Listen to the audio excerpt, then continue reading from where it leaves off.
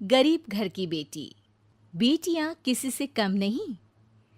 कहानी एक ऐसी माँ की जिसके सपने और लालच इतने बड़े थे कि उसने उसे पूरा करने के लिए अपनी सगी बेटी को भी नहीं बख्शा।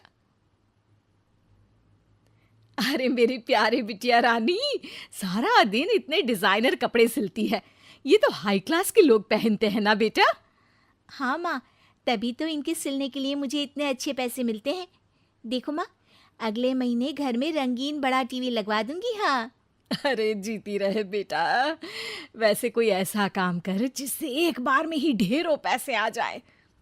आने को तो इसमें भी अच्छी कमाई है माँ, लेकिन एक दिन में एक ही कपड़ा सिलो तो आराम भी है ना। वैसे क्या करना है माँ इतने पैसों का? अरे तू बड़ी भोली है बेटा। अरे ओ रायना के पापा, देखो तो। रायना के लिए मैंने एक लड़का देखा है। पैसे तो इतने हैं कि लाखों रोज इधर से उधर हो भी जाए तो पता ना चले।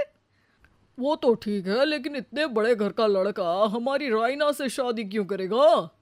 अरे कैसी बात कर रहे हैं आप? क्यों नहीं करेगा?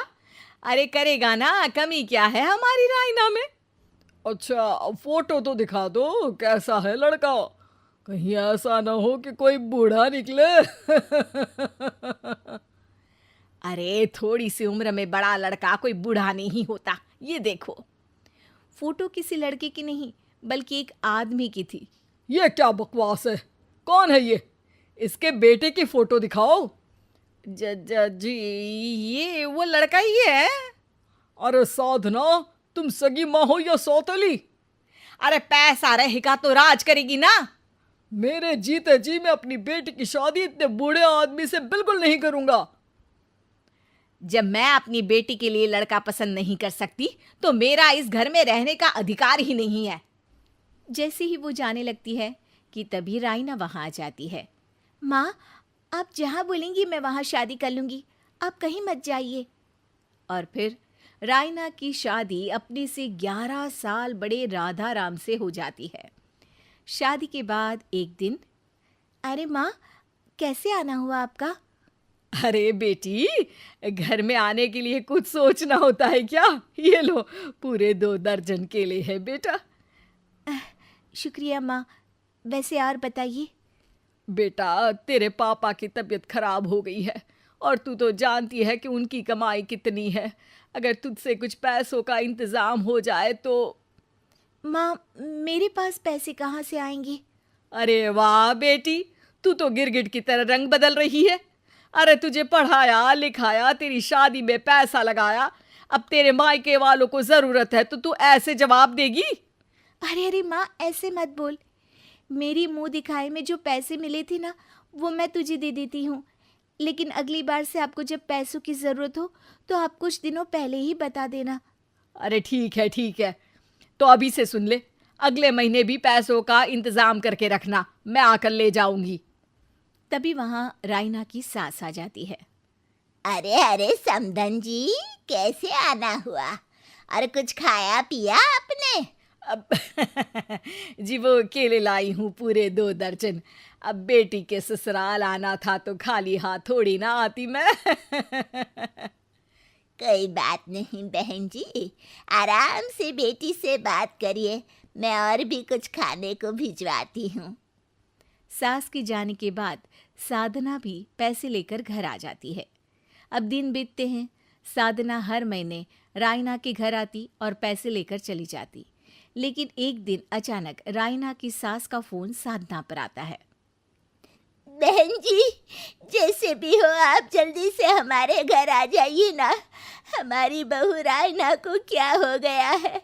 न बोल रही है न हिल रही है। हैं? अरे मार तो नहीं डाला मेरी मासूम बेटी को? साफ साफ बोल देती हूँ, मेरी बेटी को कुछ भी हुआ होगा ना तो मैं तुम लोगों को कंगाल कर दूंगी, क्लेम कर दूंगी करोड़ों का। अरे क्या हुआ भाग्यवान, कहाँ से करोड़ों आ रहे हैं? अरे मार डाला हमारी बिटिया को उन लोगों ने। हैं? क्या बोल रही हो तुम? मैंने तो पहले ही बोला था कि लड़का ठीक नहीं है। दोनों रायना के घर पहुंचते हैं, जहां रायना का पति कहता है, अरे अरे आप डरिए नहीं, डॉक्टर ने कहा है कि वो अब खतरे से बाहर है। अरे पर वो खतरे में गई क्यों? अरे क्यों मेरी लड़की को मारने की कोशिश की गई?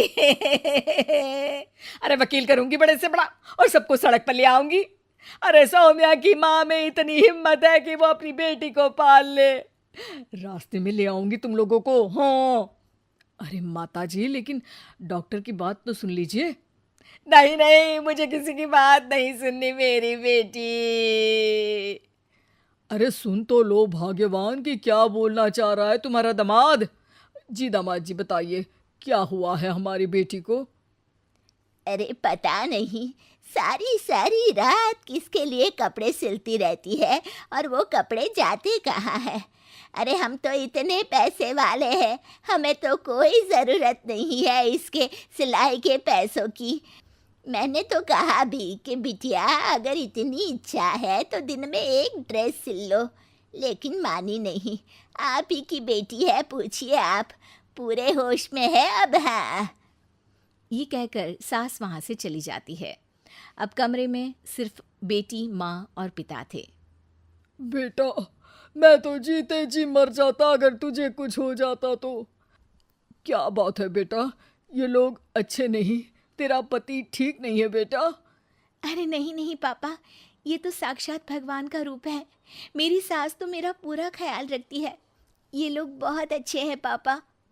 अरे तो फिर क्या जरूरत पड़ गई मरने की?